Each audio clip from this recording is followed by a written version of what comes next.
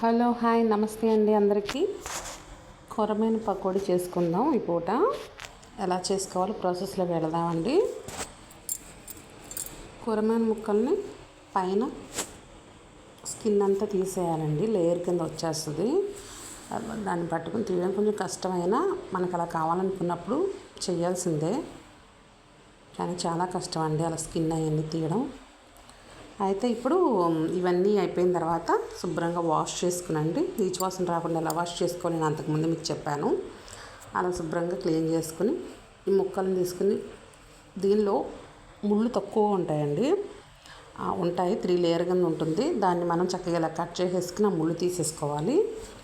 అవి ఫ్రై అయిపోయిన కరకరలాడుతూ ఉంటాయి. అవేం పెద్ద ఇబ్బంది పెట్టవండి ఫ్రైలో. నేను ఇలా కట్ చేసుకున్నానండి. కట్ చేసుకుని చక్కగా చిన్నగా కట్ చేసుకుని తీసుకున్నాను. దీనిలో ఇప్పుడు మనం సాల్ట్ వేసుకుందాం. ఒక 1/2 టీ స్పూన్ సాల్ట్ వేసానండి. అలాగే పసుపు, ఒక 1/2 టీ స్పూన్ పసుపు కూడా వేసానండి. 1/4 టీ స్పూన్ కారం వేస్తున్నాను. అల్లం వెల్లుల్లి దంచి 1 స్పూన్ వేస్తున్నానండి. అలాగే మామిడికాయ తురుము 1 స్పూన్ వేసాను. నిమ్మకాయకి బదులు మామిడికాయ తురుము వేసుకోవచ్చండి ఉన్నవాళ్ళు, మామిడికాయ ఉన్నవాళ్ళు. అయితే ఇవన్నీ కూడా బాగా పట్టాలి అండి. ఈ కొరమేను ముక్కలకి బాగా పట్టాలి. మనం ఎంతసేపు చక్కగా కలుపుకుంటే ముక్కలకు లోపలికి అంతా వెళ్తుందండి. ఉప్పు కారం అంతా కూడా చక్కగా పట్టి మొత్తం ఇలా కలుపుకోవాలండి. కలుపుకున్న తర్వాత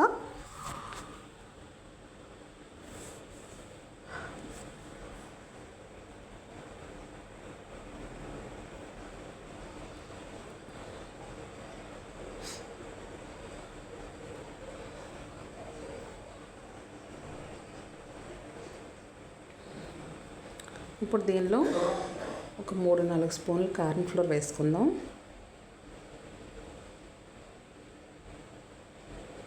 నాకు 4 స్పూన్లు పట్టిందండి కార్న్ ఫ్లోరు.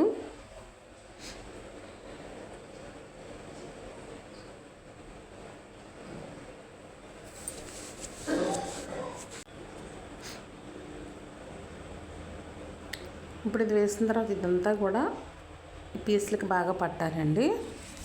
కార్న్ ఫ్లోర్ వేయడం వల్ల మనం వేసిన ఇంగ్రీడియంట్స్ ఏవైనా కానీ ఆయిల్లోకి వెళ్ళవు. ఈ కార్న్ ఫ్లోర్ వల్ల పట్టేసి ఉంటుందండి పీస్కి. మనం ఎలాగో ఆయిల్లో వదులుతామో అలాగే మనకు వచ్చేస్తుంది. ఆయిల్లో ఎక్కడ కూడా కొంచెం కొద్దిగా కూడా కారం కానీ, ఉప్పు కానీ, మామిడికాయ తురుము కానీ, అల్లం వెల్లుల్లి పేస్ట్ కానీ ఎక్కడ కూడా వదలదు. మనం ఎలా వేస్తామో చక్కగా ఫ్రై అయిన తర్వాత అలా తీసుకోవచ్చు. ఇప్పుడు వేసామండి ఆయిల్లో. దీన్ని ఇప్పుడు టర్న్ చేసుకుందాం. ఒకవైపు వేగాయి, ఇంకోవైపు టర్న్ చేసుకుంటే అవి కూడా ఫ్రై అవుతాయి.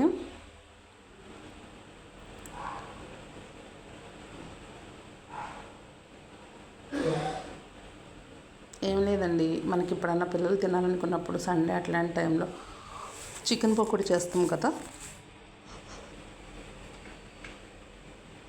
చికెన్ తినకూడదు అంటున్నారు కదండి. చక్కగా ఇలా ఫిష్ ఉన్నప్పుడు చిన్న ముక్కలుగా ఇలా కట్ చేసుకొని కొరమేను ఇలా ఫ్రై చేసుకోవాలి. అయితే అయిపోయిందండి. ఇక్కడ ప్లేట్లో తీసేసుకుందాం. మనం కలర్ ఏం వేయాల, కానీ చూసారు అంత కలర్ఫుల్గా వచ్చాయో.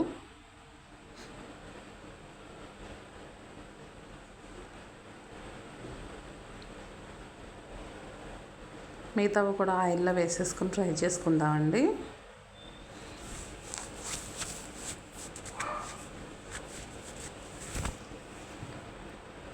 పీసులు కూడా ఫ్రై అయిపోయాయండి, తీసేసుకుందాం.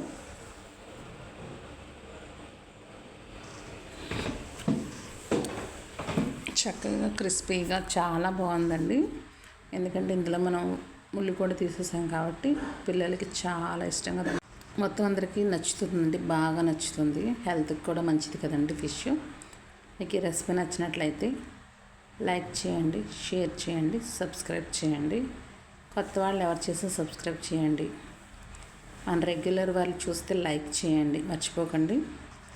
మీకు ఈ రెసిపీ ఎలా ఉందో ఒక కామెంట్ పెట్టండి.